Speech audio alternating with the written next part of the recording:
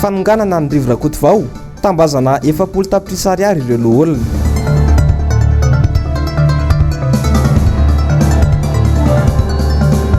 Thierry Rakotonarivo nametra-pialana tsy ao anatin'izay nintsony.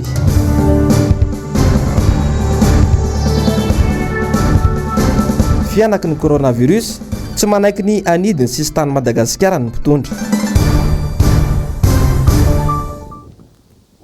Tomboko lasy tomboko vavy anterina ny araba ho anao ny tokantrano amin'ity alina ity tonga soa atao anatin'ny fampahalalam-baovao indray ianao amin'ity alakamisy 12 martsa 2024 ity ary dia manasa anao ampitiavana sy ampanajana ny ekipan'ny fampahalalam-baovao ny MBS anaraka ity fotoana ity hatramin'ny farany. Vaovao amin'ny tanany sainy maro ary mahakasika firenena maro be ihany koa ny valana aretina coronavirus tandondomindoza ny firenena malagasy ankehitriny. Tsy manaiky ny anidiny sisy tany ny fitondram-panjakana ary nandritra ny fionan'ny ministry ny fitaterana sy ny fizahantany ny ministry ny fahasalamam-bahoaka tamin'ireo solombavam-bahoaka androany no nahafantarana izany vaovao izany. Nanao fanadihadiana teny an-toerana ny Zavandremahefa sy Mathieu Prancy. Fitsojovana ny lafiny ara-toe-karena eto Madagasikara sy ny lafiny fizahantany io no antony nahatonga ny fanapahan-kevitra tsy hanidina ny sisy tany eto Madagasikara. Etsakilany misy ireo solombavam-bahoaka sasany no mitsipaka ny fanidina ny sisy tany noho ny fikatsahana ny tombotsoa manokana. Hovonoina ve izany malagasy tsy ho ataon'ny fanjakana laharam-pamena ntsony ve ny sosialim-bahoaka fa aleo ny mitsinjo ny toe-karena. Any États-Unis manidina ny zotra-piaramanidina rehetra amin'izay mandeha any Europa rehetra. Eto amintsika mbola mandeha daholo ny sidina rehetra avy any Europa ary mbola afaka mivezivezy ny olona tsy vahaolana zany satria raha te hiaro ny vahoaka sika dia radikala koa ny fandraisana fanapa-kevitra fa tsy atao ina moa zany fa andrakandrana na sanatriny vava ho tsinotsiniavina sy manao tandrevaka. Eto moa zany dia manaroatra ihany teny hoe misy olom-bavam-bahoaka izay mahagaga mihitsy ny fomba fieritreretana hoe tsy misakana ary misakana mihitsy moa zany misakana mihitsy ny fanidina ny sisy tany satria hoe misy olona izay mitondra test hivarotra zany na bizina moa zany fomba fiteny anazy hoe manana test rapide ahafahana mitsirika an'ireny tsy mikaretina reny. Aminay zany dia zany zavatra zany fanaovana tsinitsinina mihitsy satria ny antony ny aina tsy atao an'izany tsy andrasana vita ny test vao miteny hoe voan'ny vita ny test ny olona efa voa fa après un test ny olona efa manaparitaka any amin'ny olona maro be dia be reny efa mamindra. Solitena ny OMS eto Madagasikara dia miditra hoe ny toe-karen'i Madagasikara no simba raha ohatra ka manidina ny seranam-piaramanidina ny seranany eto Madagasikara. Zany hoe zavatra mahavariana zany hoe Madagasikara mbola tsy souverain ao anatin'izay zavatra izay satria mena ny vola dia hoe zao ny zavatra ho atao tsy tokony adio fa any aty Afrika rehetra aty Afrika fa misy 1.2 zao ny firenena misy an'io aretina io. Itsika firenena farak'izay mahantra ny talao mangatabola etsy sy roa izay vao afaka mahazo vola hiatrika an'izany aretina zany fa ny zavatra misy aloha dia zao tsy mahavidy ny ain'ny malagasy ny vola izay atao rehetrarehetra na ohatrina na ohatrinina. Mbola vaovao mifampitohy amin'izay hatrany eo amin'ny fanehoan-kevitra maro samihafa manoloana ity valanaretina coronavirus ity. Raha ny fantatra dia tontosandroany maraina teo amin'ny efitrano fivoriana teny Ambohidahy ny fifanaovan-tsony ny famatsim-bola mitentina 3.7 tapitrisa dolara avy amin'ny banky iraisam-pirenena ho an'ny ministera ny fahasalamam-bahoaka. Io vola io dia arotsaka ao amin'ny kitapom-bola ny OMS ary ny OMS no hitantana azy. Entina anamafisana ny fiarovana ny tsy hidiran'ny valanaretina coronavirus eto Madagasikara no anomezana ity vola 3.7 tapitrisa dolara ity. Anisany ampiasana io vola io ihany koa ny fanamafisana ny fampitaovana sy ny fanofanana ny mpiasan'ny fahasalamana ahafahantsika mandray an-tanana ireo marary raha sanatrika tafiditra eto Madagasikara ny Covid-19 hoy ny fanazavana. Mbola vaovao manodidina an'izay hatrany dia naneho ny heviny ihany koa ny filohan'ny antenimieran-doholona Rivo Rakotovao mikasika ny valanaretina coronavirus ny amin'ny mahatandondomindoza ity aretina ity antsika eto Madagasikara. Miteraka adihevitra be eto amin'ny firenena mantsy ity fepetra izay ho raisin'ny fanjakana ity tamin'ny filan-kevitra ny gouvernemanta omaly ny tsy hanidina ny sisy tany Madagasikara. Ny andinindin'izay avy hatrany hoentin'ny Asin'Andriamalala sy Tahiriny Aina. Efa tonga tsy la réunion ankehitriny ilay valanaretina coronavirus isika eto Madagasikara nefa dia mionina fotsiny ihany amin'ny fandrarahana fanafody amin'ireo entana avy any amin'ireo firenena ahitana io virus efa nandripakolona anarivony maro maneran-tany io. Nahazo kiana mafy avy amin'ny olon-tsotra mihitsy ny mpitondra fanjakana raha nanao fanehoan-kevitra samihafa ao anatin'ny tambajotran-tserasera. Mitaky ny andina sisy tany Madagasikara ny akamaroan'ireo olona maneho ny heviny, toy izany ihany koa ny filoha Manakaravalomanana izay nangataka ny andina ny sisy tany Madagasikara ho fiarovana ny hainy malagasy iray manontolo. Lasa mivilana any amin'ny tsy tokony alehany anefa ny adievitra ankehitriny satria misy ireo mampiditra ny fiarovana ny hainy malagasy ho anatin'ny resaka politika. Faditsika ihany koa nefa manetsika ny fionana ametrahan'ny olona zany ihany zany mba tsy ho lasa débat politika ny zavatra atao. Ina moa fa tsonga Ravalomanana, président Ravalomanana raha miahiahy izy hoe reo olona sao dia tokony idina tokoa. Adevitra ne zany nefa adevitra tsy foto adevitra politika zany fa tena zara tokony mipetraka amin'ny latabatra zany ampahalalana ny olona zany. Dia zay manana lisy fa ny zany maranako ny teniko fa lava be. Dia lasa adila politika indray ny fanehoan-kevitra momba ny areti-mandoza zay efa hitantsika io fiatraikany hoe firenena mahatanjaka lavitra dia lavitra no tsika maka fepetra satria fepetra tsy maintsy raisina dia tsy atongavany fa ny azavoany ihany satria tsy hita mandraka androany hoe inona ny atao.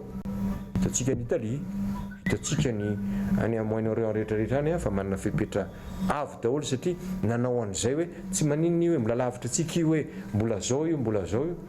Izy nefa tsy hita. Inga ane sanatriany zany. So dia efa tafiditra sanatria avo koa.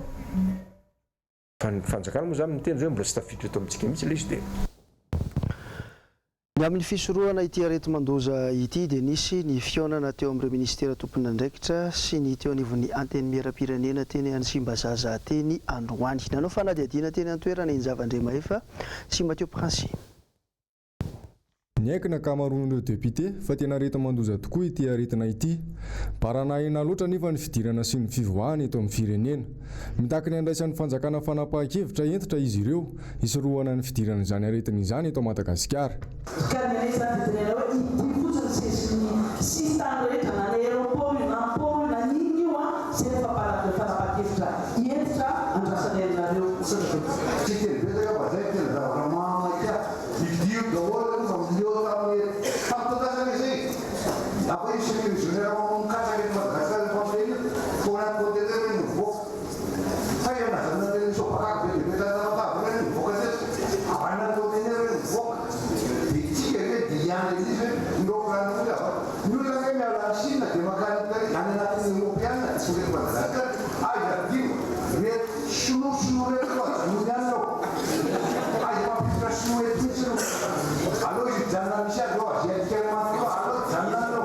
Ny baribarina nandritra amin'ny fionana tao amin'ny lapan'ny antenimieram-pirenena ny tsy fihainoan'ny mpitondra fanjakana ny fanehoan-kevitra ireo solombavam-bahoaka na dia efa hita fa metraka aminaina aza ny zavatra mety iseho. Rehefa tsy vitantsika eo amin'ny gouvernement satria matetika nareo tsy dia mihinana député loatra. Mamy ihany resahana ihany mba ataovy an'izao toa tsy hinonareo ihany. Mangataka izay satria ity fahasalamam-bahoaka. Mangataka izay. Raha ny eto Madagasikara manokana dia mbola marefina eo amin'ny lafiny rehetra isika toy ny valanaretina pesta izay mbola tsy voafehy hatramin'izao. Hatreto anefa dia mbola ao anosiala sy ao be filahitanana ihany no toerana natokan'ny fanjakana andraisana ireo marary raha toka misy ny tranga. Mampiahainy maro ny tsy fahampian'ny fitaovana sy ny fanafody manoloana io areti-mandoza io.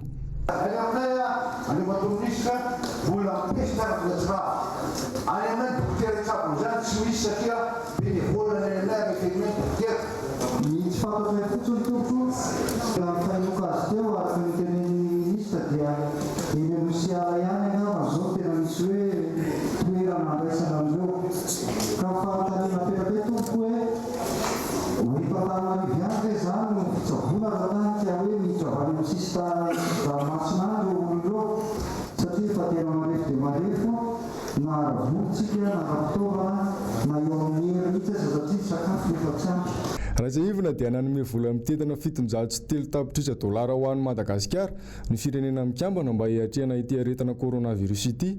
Saingy ampy izany manoloana ny loza teraka ity valanaretina ity. fa manoloana ny fianakativalanaretina coronavirus ity dia namoaka fanambarana ihany koa androany ny teo anivon'ny Air Madagascar. Raha ny tokony amin'ity volana martsa ity no iverena ny sidina mampifandray any Koanjo sy Antananarivo dia nitarina hatramin'ny 3 Jona 2024 ny fikatoana ny sidina io. Misy kosa ny fepetra entitra izay tsy maintsy raisin'ny Air Madagascar amin'ireo sidina tsy maintsy miditra eto Madagasikara izay miantsoroka ny Rara Arabaritra.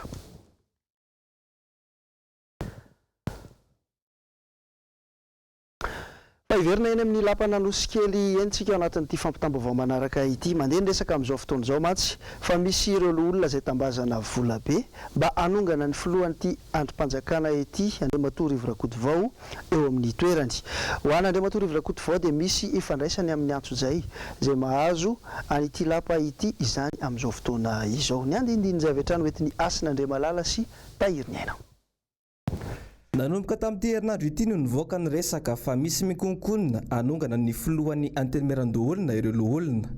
Tafiakatra hatrany amin'ny 70 tapitrisa ariary na 200 millions de francs ny vola tambony sony iray ary efa mandeha ny fivoriana miafina any amin'ny hotely iray lehibe eto Andrenivohitra. Misy anefa ny lalana sy fombafomba tsy maintsy arahana raha vao irisoana izany fanonganana izany. Raha ny fanehoan-kevitra Andriamatoa Rivo Rakotovao dia misy ifandraisany amin'ny atsonjay atao amin'ny antenimiran-doholona izany rehetra izany. Tsy tahotra tsy henatra intsony izany ilay olona tsy miafina mihitsy fa dia pabe maso fantatra izy miantso tsirairay misy momody mihaino dia taony izay tokony azony ataony azahoany porofo mazava dia eo zany tsika amin'izao fotoana izao ka dia amin'ny lafiny ara-politika moa zany ho afaheno. Misy procédure no manana amin'izany fantatr'ireo olon'ireo zany fa ny hoetiny amin'izao fotoana izao fijerina azy dia hoe manaroatra ilay fahaseranana mahazo ny antenimiran-doholona amin'ny resaka vola. Fantatrareo zao fa amin'izao fotoana izao mbola misy mpiasa atao tsy nandray karama hatramin'ny mois de janvier. Asarotina foana ty rehetrarehetra ty ameo an'ity dia vity iny dia ameo an'ity indray dia ameo an'ity dia ameo an'ity. Zao zay dia maheno indray hoe tsisy effet rétroactif le arrêté nataonareo fa dia miantona zany le janvier février. Hitanareo fa eo amin'ny lohan'ny zany sénateur tsy tratran'izany ny sénateur mba fanandrany azy fa tsy nandray ohatrany taloha ny angamba ny sasany dia mieritreritra hoe rambazana hoe amena mihoatra n'le taloha ary nareo fa ny avy any amin'ny ministère finance mihitsy fa tsy manonona olona eto fa zay ny resahana hoe avy any amin'ny ministère finance mihitsy raha vitanareo zany dia azo vola be nareo. Zay ve ny tanjona amin'ilay hoe zéro corruption zéro tolérance amin'ny ady amin'ny kolokolo. Fatao aoriany ilay fanambarana nataony Thierry Rakotonarivo filoha-hevitry ny CENI sy ny valiteny izay nomeny teo anivon'ny HCC dia namory mpanao gazety androany teny Alarobia ny filohan'ny CENI Ery Rakotomanana. Anisan'ny nanangona ny vaovao teny atoerana Laurette Berton sy Tokaramarla eo amin'ny rindran-tsary ny Mathieu Princy. Raha ny fanambarana nataon'ny filohan'ny CENI androany dia nasaina nametra-pialana ny filoha-hevitry ity Vomiera ity tao aoriany valiteny navoaka ny fitsarana avo momba ny lalam-pandrenana tamin'ny 10 Martsa 2024. Nahandro ny mpikambana eo anivon'ny CENI tany amin'ny ity filoha-hevitra teo aloha ity avokoa ny rihitra rehetra. Mifototra amin'ny famoahana vaovao tsy nahazo ny fankatoavan'ny bromahatra fa indrindra teraka savorivory sy korotana no antony nampiatoana an'Andriamatoa Thierry Rakotonarivo. Androany 12 Marsa dia nangataka any amin'ny fitsarana avo izahay mba hanonana fa misy ny fahavanga-toerana.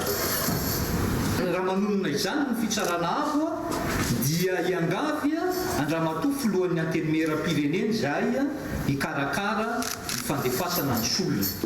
Tsy vitan'izay fa niala andraikitra tanteraka ny filohan'ny CENI manoloana ireny lesoka efa ny baribary nandrindra ny fifidianana ny fanesy teto Madagasikara ireny. Mbola sananizingizina izy ireo fa tsy misy vokany amin'ny voka-pifidianana natao ireny fitoviany ny karapanondro ireny. Ny efatra ny 70 faingo aotra 7 isanjato ny karapanondro mitovy laharana io dia talohan'ny taona 2024 ny voahana.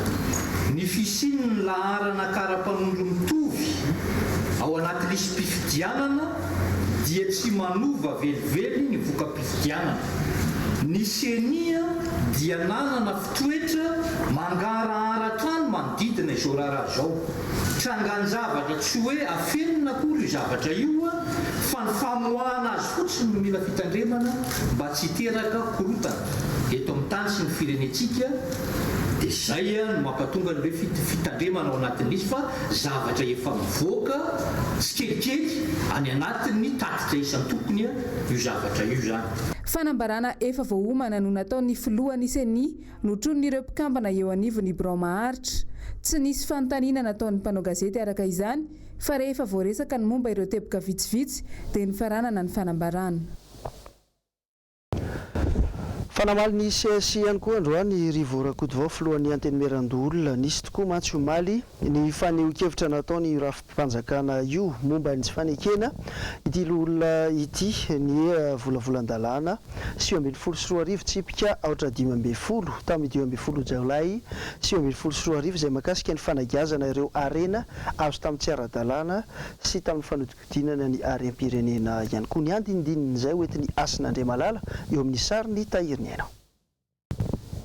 Noho ny fahateren'ny fotoana sy tsy fahitana mialoha ilay diditsy volana mikasika n'ilay famoriana arena azo tamin'ny tsy ara-dalàna sy tsy ara-drariny no antony namerenan'ny antenimieran-dolona io lalàna io ho any amin'ny antenimieram-pirenena indray zofeno ary voarakitra ao anaty lalàna izany. Raha mpanao politika manadroadro dia raha malala io fa raha manaitra izany ankehitriny kosa za présidence ana dia mba gaga ihany hoe na miasa tsotra hoe mandray dossier ve zao ny ohatra satria izy no teny azy mandray dossier ve zao ohatra ny CSI dia adiny iray dia manapa-kevitra izy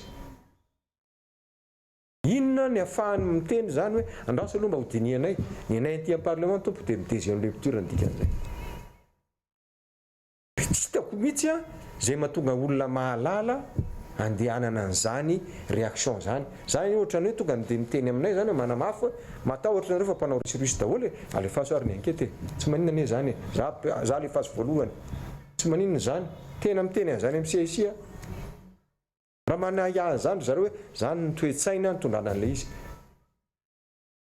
fa io zao dia lasa amin'ny assemblée fatatro zivony eo dia mety averina ilay izy tsisy voarara mihitsy zany fa maninona tsika mifanao an'izany so dia lasa manao politika akory ny olona nilaza an'izany fa tsy mety zany zay ny lazaiko hoe zaraiko roa ilay izy enganeny tsy fahafantarana raha tsy fahafantarana dia ampahafantariko zany ilay izy raha ohatra kosa fahafantarana dia aloha mampifanajy mbola any amin'ny antenimieram-pirenena moa volavola'n-dalàna io ankehitriny ary iverina hodiniany antenimieran-dolona indray izany ho an'ny rahampitso.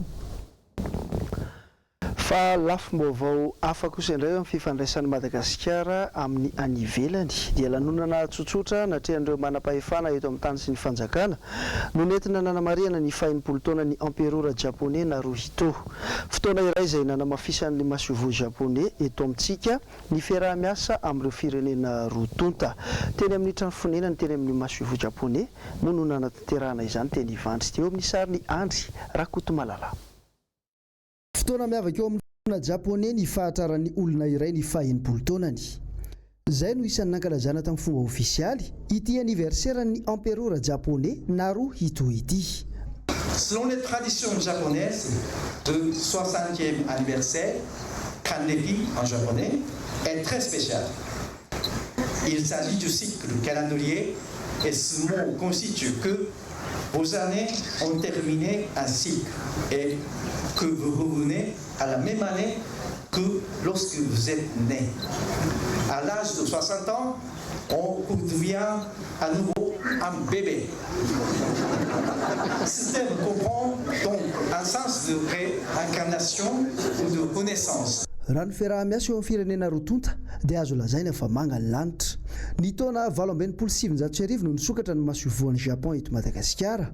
Ny maso ivoa ankehitriny Higoshi Yoshihiro no faha-70 miasa sy monina eto. Nandritra ity lanonana ity dia nanamafy ity maso ivoam-pirenena japonais ity fa hanome lanja ny fiaraha-miasa eo amin'ny firenena roa tonta dia Madagasikara sy Japon. Mifantoka amin'ny lafiny maro toy ny fambolena, ny fampianarana, ny fahasalamana ary ny fitantanana izany. Nanambaratra ny ity maso ivoa ity fa hiezaka hampafantatra ny Madagasikara any Japon hisintonana ireo mpamatsy vola indrindra amin'ny sehatra ny fizahantany.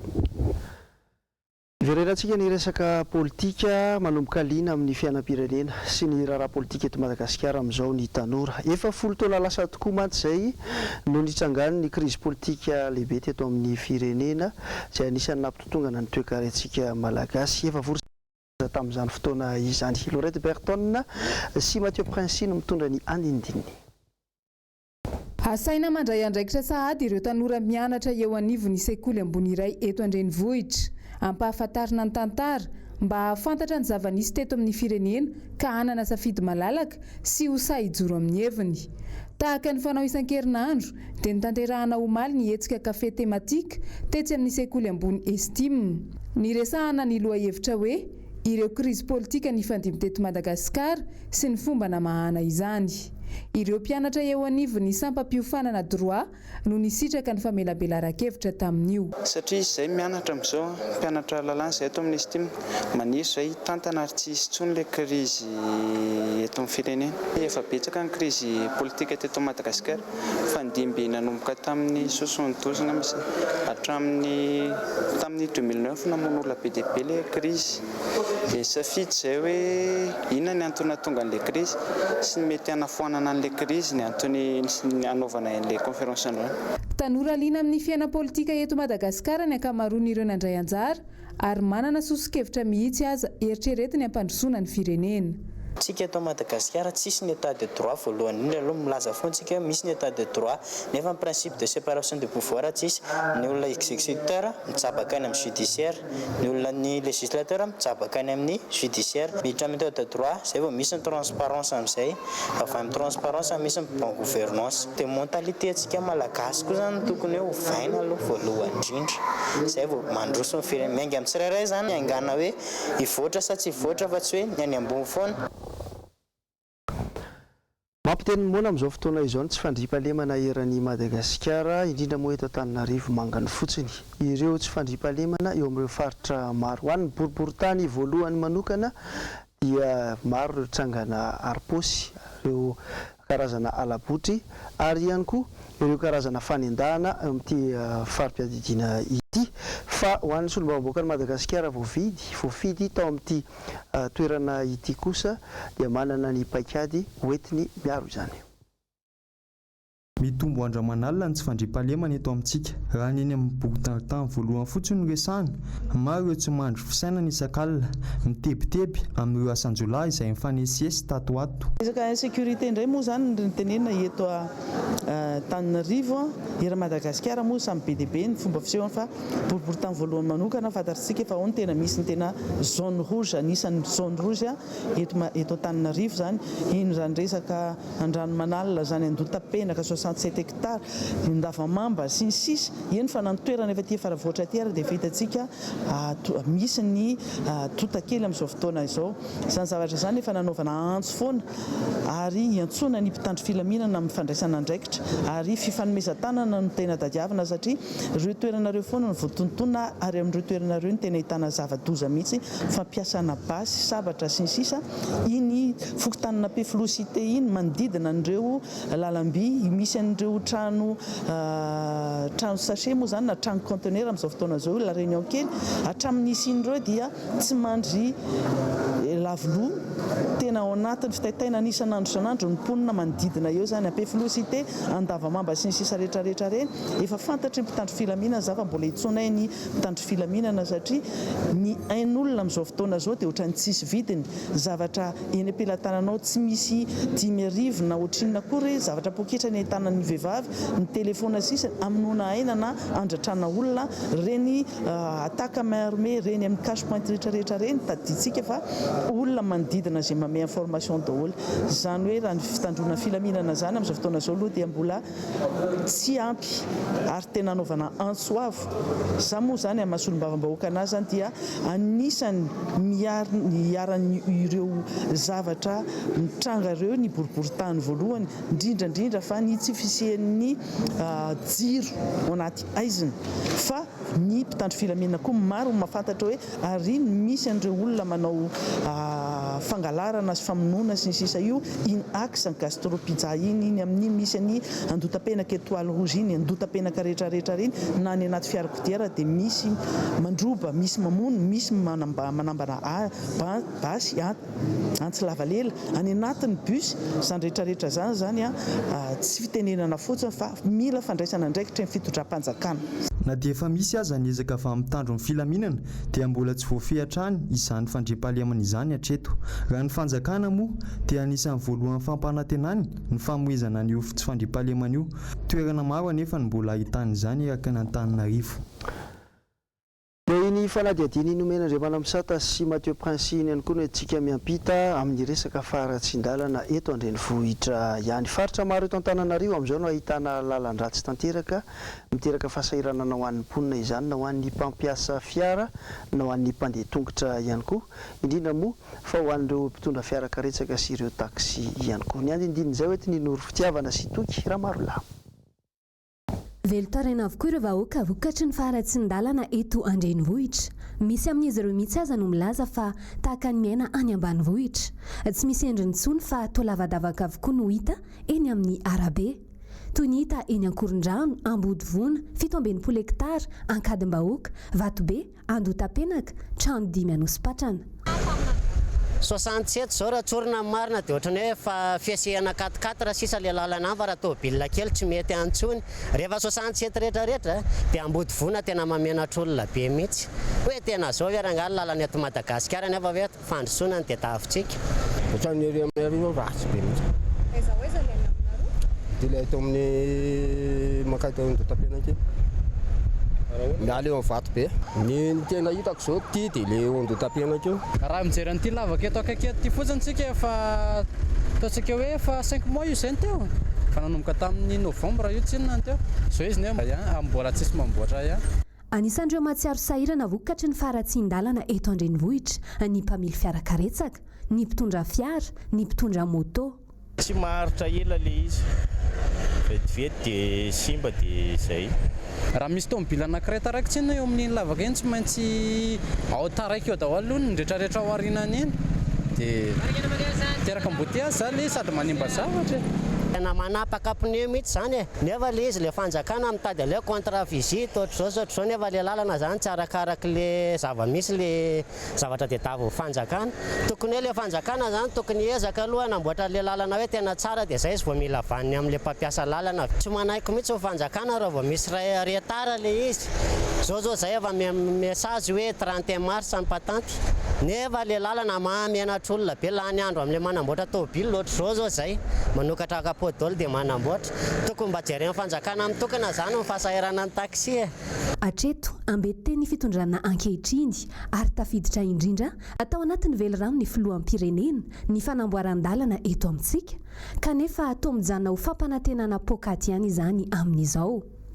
Raha ny hita aza toa vao maika aza simba ny lalana efa nisy teo aloha ka izay vao tena tsy azo hanina izany.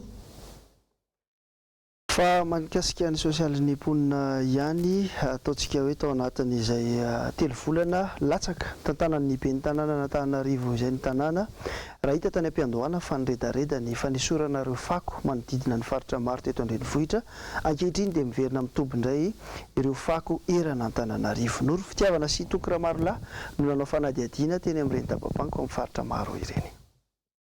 Araka izao hita amin'ny sary izao, miverina amin'ny savovona izay tsy izy indray ny fako eto an-drenivohitra toy ny hita eny Ilanivato, Anosy, Nosy-be, Anosipatrana. Manam-porofo izany fa vahaolana hitraitra no narosony teo anivon'ny commune Antananarivo renivohitra. Araka ny hitako aloha izany lafa tonga eto izay varotra dia tsisy fako voaroka izany eto fa izay foana mamafa manadio isaky ny tonga eto tobo foana zordira dia paka zordira eto izany isan-kerinandro vao tonga dia indray tapabolana. Izao fahitako an'ilay fako izao ohatr'izaoko ngamba misy hita masony io izao e. Aza fa miezaka zareo nefa izay toerana leta ohatr'izao daholo. Le sanva tokony handray andraikitra izy moa ny olona tsirairay io zany tokony handray andraikitra ny tena marina. Ny vahoaka madinika hatrana nefa ny tena mitondra faisana amin'izay fiparitahany fako izay. Tsy mahagaga raha toa ka mbola misy ny valanaretina isan-karazany eto amintsika. Izao indray efa mananotana ny coronavirus. Mahagaga fa mbola tsy taitra trany ny ao anivon'ny commune Antananarivo renivohitra. Dia tsy fandrivotra ilay fako dia miparitaka dia manketan'ireto grossiste anay ity. Dia izay no tianay sambo tokony horofina isako izay misy fako izany fa tsy andrasana hotoby be vao horofina. Dia izay zany no angatanay. Eny tena mitaraina mihitsy izay satria ny entana amidinay izao feno izao dira. Reny mandroaka foana izay. Isan'andro isaky ny tonga eto. Tokony izy zao fa tokony aly reo fako reny efa ny hatramin'izao mbola tsy tonga ihany zany le tompony andraikitra. Raha tsy aivana mbola tsy tonga teo amin'ny toerany akory ny ben'ny tanàna ankehitriny dia efa naderadera ireo kamiao andraofana fako eto an-drenivohitra. Roa volana mahera aoriana nefa tsy hita intsony ireo fiara be no lazaina fa andraofana fako eto Antananarivo ireo sy ny fahadiovana no dradradradraina. Ireo sakafako io anefa no nanenjehana ny ben'ny tanàna teo aloha Lalao Ravalomanana. Itodika amin'ny vaovao ny fanatanjahantena kosa isika etỳ ampamaraparanana izao fotoana fampahalalam-baovao izao. Araka ny fanambaran'ny filohan'ny CAF omaly dia voatazona ny lalao izay ifandona ny Bahrain Madagasikara sy ny ekipan'ny Elefanta ny Côte d'Ivoire. Ny andindindin'izay hoetiny nomena Andriamana Misata sy Mathieu Princy. Efa tonga any Côte d'Ivoire ihany koa ny aretina coronavirus ankehitriny.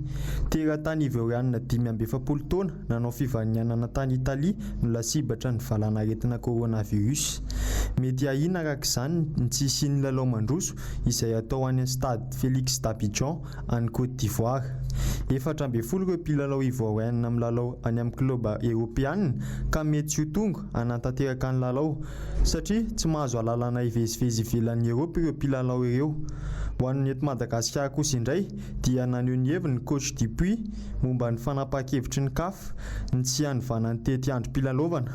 Manana ny fiandrianany ny CAF ary ekeko ny fanapahan-keviny voatazona lalao rehetra ary inoko fa afaka niatrika ny lalao avokoa ireo mpilalao. Ny tena zava-dehibe indrindra engany tsy ny lalao baolina kitra no ho loharano idiran'ny coronavirus eto amin'ny firenentsika, hoy coach Dupuis. Any ivelany makasika ny valanaretina coronavirus dia miantso vonjy ireo mpitsabo any Italia amin'izao fotoana izao noho ny fianaky ny Covid-19 izay tsy izy any an-toerana. Efa lasa pandémie moa ity virus ity amin'izao fotoana izao araka ny nambarany teo anivon'ny OMS ary arantsika ao anatin'ity fampitam-baovao ity ihany koa ny akon'ity virus miteraka aretina goavana eto amin'ny firenena sy maneran-tany ity ny any États-Unis sy ny Etsy La Réunion. Asin'Andre Malala sy Manorandre Malala. Tsy araky ny mpitsabo any Italia intsony ny fitsaboana ireo marary ny coronavirus. Mpitsabo iray no ny antsovonjy mangataka fanampiana farak'izay aingana satria feno ny hôpitaly andraisana ireo marary ka atao amin'ny fahitalavitra iray no nanaovana izany antsovonjy izany.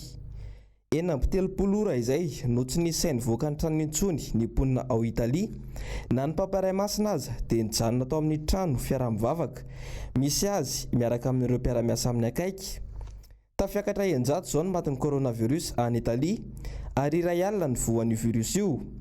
Ho an'ny États-Unis kosa dia nanambarany filoha Donald Trump fa mikatona tanteraka ny fifamezivezena mampitohy an'i Europa sy États-Unis mandritra ny 30 andro. Atsy La Réunion kosa dia olona 3 no efa voan'ity coronavirus ity. Izay indray no masaka azonaina roso taminao tompokilasy tompovavy tamin'ity alina ity ankasitrana ianao misafidy ny fahitalavitra MBS amin'ny fanomezana vaovao tena marina. Mametraka ny mandrapitafa ho amin'ny manaraka indray. Filoma tompoko.